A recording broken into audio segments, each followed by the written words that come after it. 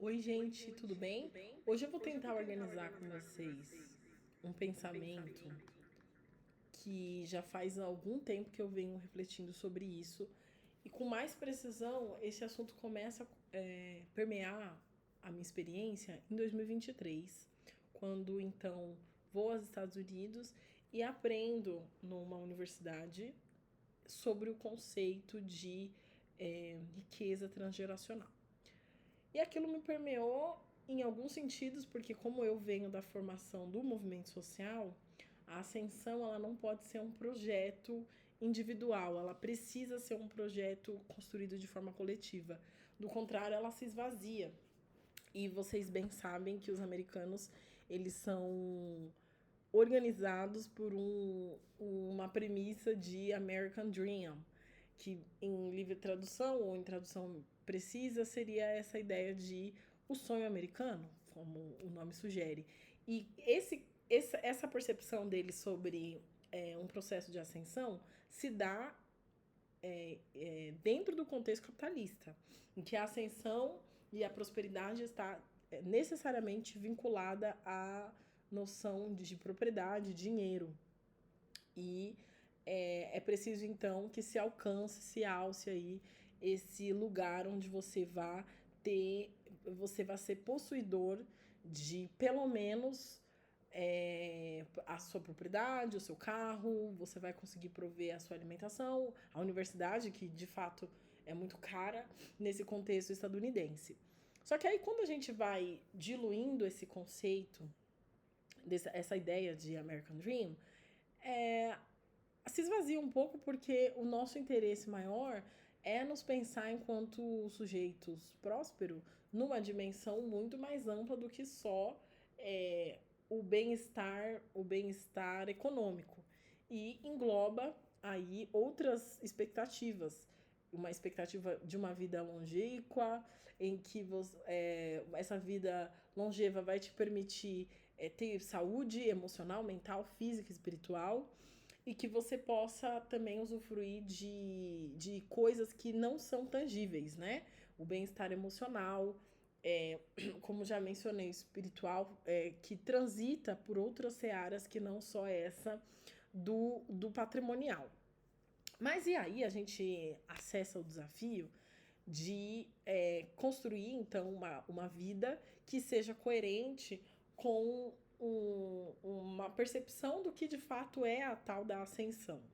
E claro que não há como desconsiderar marcadores sociais da diferença, que vai fazer você experimentar a vida de forma muito diferente a depender de onde você é atravessada. Se você é atravessada no seu gênero, na sua raça, na sua classe, no território em que você ocupa, né? Então, é claro que falar em processos de ascensão para uma pessoa que está na sua quinta geração de família formada, e muitas vezes no contexto colonial, isso se imprime em uma questão até de hereditária, de que vai encostar muitas vezes no colonialismo, em que essas pessoas que usufruem hoje de patrimônio, sejam eles materiais ou não, eles tiveram acessos, né?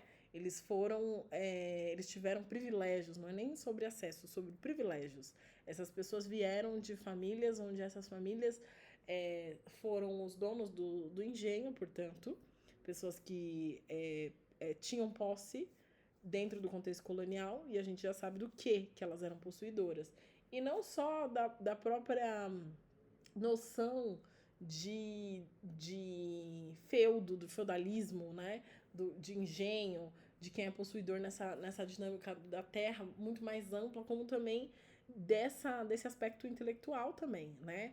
Então essas pessoas elas tiveram acesso às universidades mais cedo, elas tiveram acesso geográfico muito mais amplo. E aí a gente cai aqui em 2025, onde a gente entra num momento em que a desigualdade social ela está avassaladora, no sentido em que a gente tem, de um lado, muito mais bilionários e, por outro lado, você tem pessoas em situação de vulnerabilidade social, onde ela não tem acesso a coisas de natureza muito básica, como o próprio saneamento básico, a saúde, o bem viver de modo geral, né? Aquela coisa, quando você pensa em bem viver, você não está pensando só em se alimentar na sua cesta básica, você está pensando em outras esferas, você está pensando em ter acesso a uma boa educação, à saúde, você está pensando na possibilidade de prosperar numa carreira em que você vai construir. E aí, quando a gente tem essa moldura, e eu comecei esse vídeo falando sobre o conceito de riqueza transgeracional, eu percebi que essa conceituação ela está muito próxima ao que a gente entende sobre, enfim, no Ocidente, a percepção do que seria uma riqueza pensada, né, de forma hereditária e não só para baixo, como para cima também. E o que eu estou querendo dizer? O nosso desafio hoje, enquanto pessoas em ascensão, é criar uma falsa sensação em que a gente está acessando a universidade, somos as primeiras pessoas a acessar cursos universitários, somos as primeiras pessoas a ter plano, de repente, um plano de saúde, ter um auxílio creche, de repente, somos as primeiras pessoas a ter um seguro, né? Somos as primeiras pessoas a ter acessos materiais e físicos, ter a condição de financiar um imóvel, ter condições de acessar a casa própria. Ok. Mas o que a gente faz com isso se o plano e a estratégia de ascensão só diz respeito a uma pessoa, uma figura, né? Então, vou falar do meu caso. Eu acumulo 3 intercâmbios, 2 nos Estados Unidos, um na Suíça, fui para a ONU, tive essa possibilidade de terminar o mestrado, acabei de terminar o mestrado no ano passado, e tenho a possibilidade de fazer uma mobilização social dentro. Já fiz, aliás, né? Claro que é isso. Esse acúmulo patrimonial, ele não é. Aliás, esse acúmulo de uma renda ou de uma riqueza, desculpa, ele não se dá só pela renda, ele se dá também pelos aspectos sociais que você acessa. Mas não dá para desconsiderar que essa ascensão ela faz parte de um jogo capitalista, né? De uma dinâmica em que existe toda uma moldura que quer te provar que se você quer, você consegue, se você quer, você chega em resultado XPTO, e que você pode ser a grande salvadora de um modelo fracassado, que é o próprio capitalismo, em que você vende, né, a sua hora trabalhada e que o que é devolvido para você e a retenção desse lucro que fica dentro de uma esfera do mercado é completamente irrisório perto do que você recebe, né? Então você sempre tá com aquela sensação em que você vendeu a sua força de trabalho, mas que o que você recebe de volta não é o equivalente. E isso faz todo sentido porque esse é o jogo do capitalismo, né? Uma retenção absurda de lucro e a não divisão dessa grande participação nos lucros, né? Não há divisão. Então por isso que a gente tem bilionário hoje, que não faz nenhum sentido. E quando você pensa numa experiência individual, você vai conseguir alçar alguns voos do ponto de vista desse jogo capitalista de classes. Então, quando você pensa numa esfera de mobilização social, ascensão social, você consegue, mas existe um entrave. Esse entrave, ele em algum momento vai bater e vai chocar com essa possibilidade de uma ascensão enquanto coletividade. E esse é o pulo do gato quando a gente está falando desse conceito que eu achei muito interessante pensar, né? Uma ascensão transgeracional. Quer dizer, se eu estou fazendo uma mobilização da minha própria jornada enquanto indivíduo, quem está vindo junto comigo? Eu consigo olhar para o lado e ver os mesmos pares que eu tinha no ensino fundamental, no ensino médio? E a minha família teve algum tipo de mobilização social junto comigo? E aí pode haver as pessoas que dizem assim, não, mas espera, eu tenho que correr atrás do meu, eu tenho que fazer meu corre e não vai dar para levar todo mundo nas costas. Mas a provocação, quando a gente fala em ascensão coletiva, é pensar o que a gente está devolvendo, né? O que a gente está retornando. Vou dar um exemplo de forma prática. Eu fui fruto de um cursinho chamado Itaramachê. Eu participei desse cursinho durante um ano e ingressei na USP a partir de todo o conhecimento adquirido dentro dessa sistematização me passada nesse cursinho. Qual é a minha obrigação agora em construção de uma ascensão, né, nisso que eu estou chamando de ascensão coletiva? Devolver. Ser professora nesse cursinho, né? Eu consegui aprender inglês. Quem está aprendendo inglês depois de mim?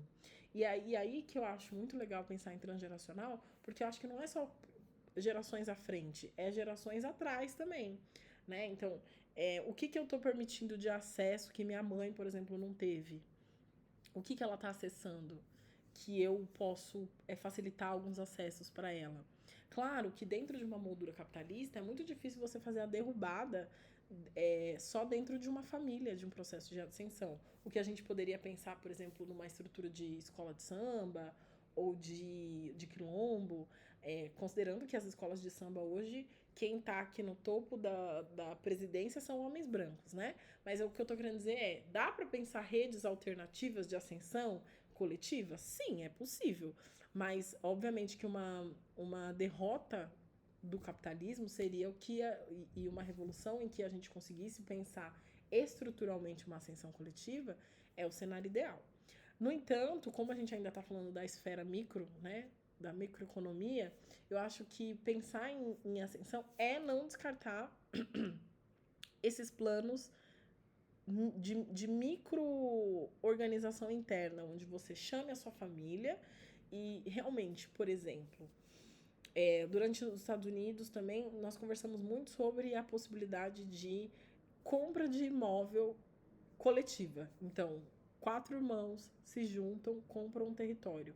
Esse território, ele já existem iniciativas assim, né? Eu acho que cada vez mais a gente tem pensado, como por exemplo o próprio MST que faz a função da propriedade e dá uma função àquele imóvel que ocioso, que não está contribuindo em nada, e pensa nesse imóvel não só como imóvel de moradia, mas também de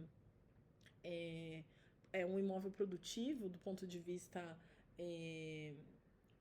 do plantio mesmo, né? Daquilo que a gente se alimenta, daquilo que a gente, enfim, é importante pensar que a agroecologia familiar é a de fato que alimenta, não é o agronegócio que alimenta a nossa boca no Brasil, visto que o agronegócio está pensando na exportação, no lucro e nesse capitalismo desenfreado.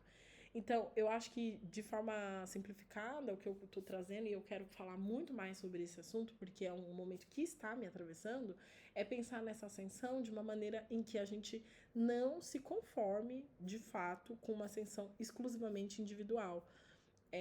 Dentro de uma moldura muito delicada, uma vez que a gente está passando por um cenário de mudança da alteração da forma de trabalho. Então, a precarização dos nossos trabalhos, em que a gente não tem um vínculo empregatício, em que somos empurradas para um cenário de pejotização ou uberização, mas que, ao mesmo tempo, essa circulação de renda numa intrafamília, não estou falando do Estado, né, enquanto política pública, enquanto modelo de Estado, estou falando intra mesmo, nesse microcosmo econômico que a gente gesta dentro das nossas famílias, é importante que a gente consiga estruturar estratégias econômicas de ascensão para cima e para baixo, que a gente não reproduza aquela dinâmica eurocentrada de herança, né?